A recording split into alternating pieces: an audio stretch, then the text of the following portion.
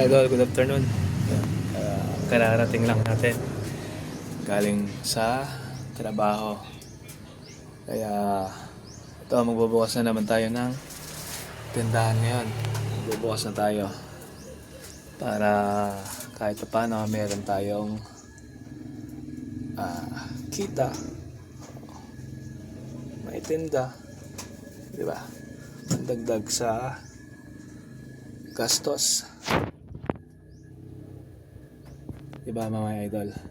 Yan, magbubukas tayo ngayon na. Yan. Open na naman ang tindahan natin. Tapos na kasi tayo sa pagbubuk. Galing tayo ng Kamiling, Tarlac. So nakapag-report na rin tayo sa opisina, kaya tapos na yung trabaho. Dito naman ngayon sa tindahan. See you next vlog mga idol.